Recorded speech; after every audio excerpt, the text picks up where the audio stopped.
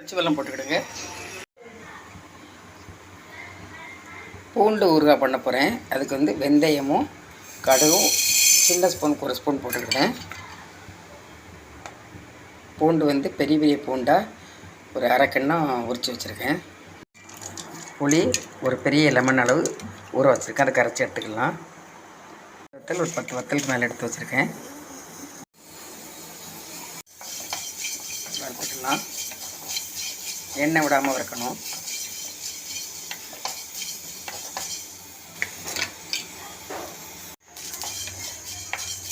இந்த வாசனை வரணும் ஆஃப் பண்ணிடலாம்.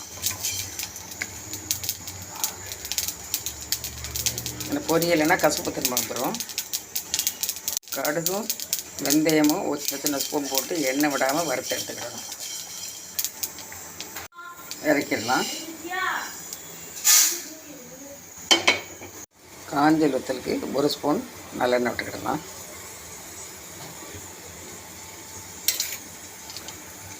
அதையும் நல்லா வறுத்து எடுத்துடணும்.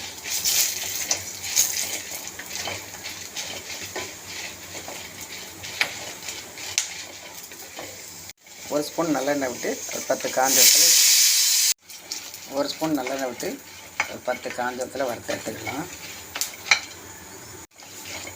இவ்வளோ வறுத்தது போதும். சிம்மில் வச்சு வறுக்கணும். இப்படி ஆறட்டும். ஆறுனப்பறம் மிக்சியில் போட்டு பிரித்து எடுக்கணும். உரித்து வச்ச பூண்டை தட்டிடலாம். அதில் கொஞ்சம் நல்லெண்ணெய் வச்சுக்கிடும்.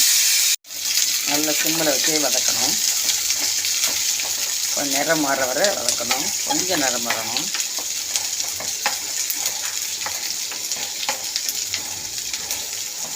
கெட்டு போகாமல் இருக்க பண்ணால் இந்த மாதிரி நேரம் பாருது பாருங்கள். நல்லா நேரம் மாறட்டும். நேரம் மாற தான் நல்லாயிருக்கும். இது கூட சிறிதளவு இஞ்சி துண்டு ரொம்ப நல்லாயிருக்கும். அதனால் இதையும் கலந்துக்கலாம். நல்ல நேரம் மாறிடுச்சு. எடுத்துடலாம். இந்த ஸ்டேஜில் நம்ம எடுத்து ஆற வச்சிடணும். இதில் பாதி எடுத்து ஆற வச்சிடணும். பாதி அப்படியே முழுசாக இருக்கட்டும். பாதி மிக்சியில் போட்டு அரைச்சி எடுக்கணும். பாதி இதில் எடுத்திருக்கேன், பாதி இதில் எடுத்திருக்கேன். ஏற்கனவே பூண்டு ஊறுகாய் போட்டிருக்கேன். அது வேறு வித்தியாசமான முறையில் போட்டிருக்கேன். லெமன் புளிஞ்சு ஊற்றி போட்டிருக்கேன். இது புளி கரைச்சி ஊற்றுறேன். நல்லா ஆறிட்டு மிக்சியில் போட்டு சுற்றிடுறேன். ரொம்ப பட்டா திரிக்கக்கூடாது. 1-2 திரிச்சு வச்சுக்கணும். பொடி வந்து ரொம்ப பட்டா திரிக்க கூட பரபரன்னு திரிச்சு எடுத்துக்கணும். அதேமாதிரி அதே ஜாரில் பூண்டை போட்டு திரிச்சு வச்சுருக்கேன். அதே ஜாரில் பூண்டை போட்டு திரிச்சு எடுத்து வச்சுருக்கேன். நான் அரைச்சி எடுத்து வச்சுருக்கேன். நல்லெண்ணெய் ஊற்றிக்கலாம். மொத்தம் 100 கிராம் எண்ணெய் ஊற்றினேன். வறுத்தது எல்லாத்தையும் சேர்த்து எண்ணெய் சூடாகிட்டு கடுகும் சிறிதளவு வெந்தயமும் கலந்துக்கலாம். எண்ணெய் சூடானது கடுகு வெந்தயம் சிறிதளவு கொஞ்சம் காயப்பொடி கருவேப்பிலை கலந்துக்கலாம். கலந்துக்கிட்டு உரித்து வச்ச பூண்டை அதில் கலந்துக்கிடணும். அரைச்சி வச்சுருக்க பூண்டை கலந்துக்கிடணும். ஸ்டவ் வந்து சிம்மிலேயே வச்சுக்கிடணும். ஜாஸ்தி வைக்கக்கூடாது. எல்லாத்தையுமே எடுத்து போட்டுக்கிட்டேன்.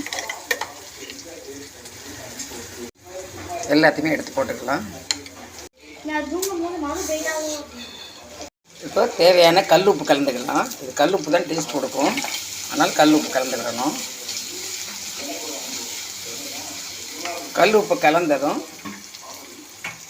தேவையான கல் உப்பு கலந்தாச்சு. கொஞ்சம் புளி தண்ணியை கரைச்சி வச்ச தண்ணியை அதை ஊற்றிடலாம். விதையெல்லாம் எடுத்து விதையெல்லாம் எடுத்துகிட்டு இன்றைக்கி நல்லா கலந்துக்கிடணும். சிம்மிலேயே வச்சுக்கிடுங்க. இல்லைன்னா தெரிக்கும், வெளியே வர தெரிக்கும். பொடி 1 ஸ்பூன் கலந்துக்கலாம். இதுக்கு பொடியும் அதில் கலந்துக்கலாம். தண்ணீர் ஊற்றக்கூடாது. தண்ணீர் ஊற்றாமல் நல்லா கலந்துக்கிட்டே வரணும். அப்போ தான் நல்லா கை மாத்திரம் படக்கூடாது. கெட்டு போயிடும். கைப்படாமல் வச்சுருந்தா 6 மாதம்னாலும் இருக்கும். நம்ம கிண்டுற பக்குவத்தில் தான் இருக்குது. கைப்படக்கூடாது. அதனால தான் கையெட்டு எடுக்காமல் இருக்கேன். கைப்பட்டால் கெட்டு போகும்.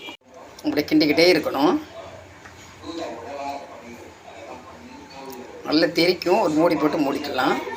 கொதிக்கிட்ட அப்புறம் மூடி வச்சிடறேன். நல்லா கொதிக்கணும். கொதிச்சுக்கிட்டே இருக்கட்டும். போட்டு வச்சுருவேன். சிம்மிலே தான் இருக்கணும். சிம்மில் வச்சாலும் தெரிக்க பாருங்கள். அதனால் ரொம்ப ஜாக்கிரதையாக இருக்கணும். இருக்குது கொஞ்சம் வத்தட்டும். வேர்த்து வந்து பாருங்கள். இந்த மாதிரி இருக்கணும்.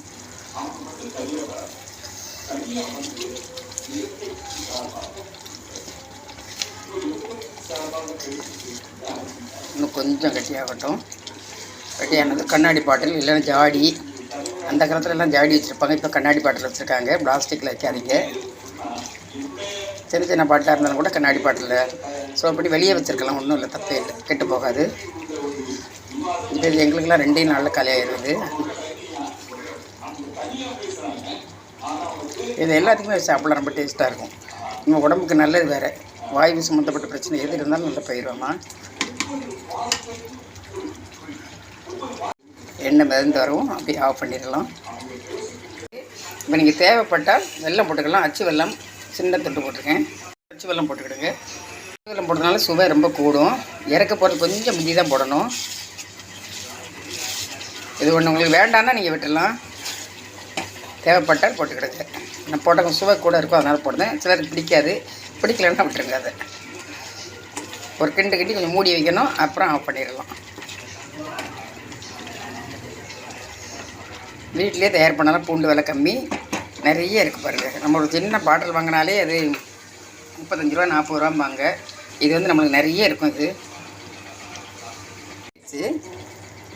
இப்போ இதை ஆற வச்சுருந்தேன். ஆற வச்சு ஒரு பாட்டிலில் ஸ்டோர் பண்ணி வச்சுக்கலாம். ஆறட்டும். கண்ணாடி பாட்டிலில் அடைச்சி வச்சிடலாம். நம்ம